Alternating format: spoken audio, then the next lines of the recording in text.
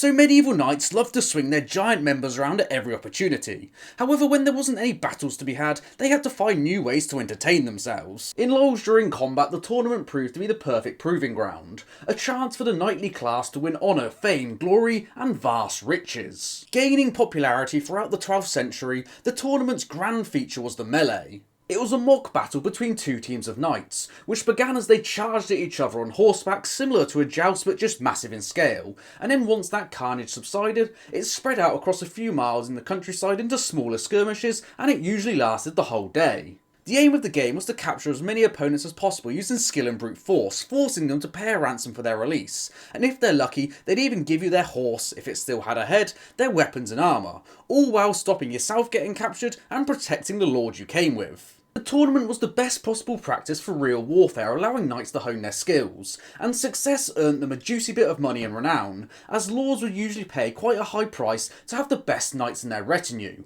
However, failure could lead to bankruptcy or even death. Even though the conditions were controlled in the tournament, the weapons during the first years of the melee were not blunted, so knights had to rely on their own skill and armour to save them. It was the expectation that you'd probably come away with a few nasty wounds and broken bones, although death wasn't common, but in one particularly bad year in Germany, 15 knights perished during the tournaments. Not everyone played fair in the tournaments either, such as Philip the Count of Flanders, who used underhand tactics to gain an advantage. He turns up to the tournament with his retinue, saying, "Oh no, I don't want to participate, I just want to spectate this." However, after the initial charge and subsequent melees, where the knights have exhausted themselves, he now waltzes in, overwhelms them, and takes the pick of the captives. His contemporaries just said he was a wily manipulator of the rules. The church of course frowned upon the tournament, saying it was a detestable show of pride and vanity, and anyone slain during the melee would languish in hell and be denied a Christian burial.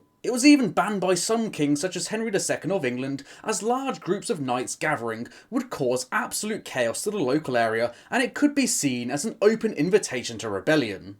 Except the 40 days between Lent and Easter, these tournaments would be held year round, attracting a wide array of merchants, turning these things into giant festivals, where preceding the melee it would be training sword fights and one-on-one jousts. Apart from the initial charge, the melee wasn't the greatest spectator event, and as knightly ideals and codes of chivalry evolved, the joust now became the prominent thing to do at the tournament. Style was on an even playing field, and a far more gentlemanly thing than beating your opponent to a pulp, and most importantly, it allowed you to gain the eyes of the finest ladies in the land.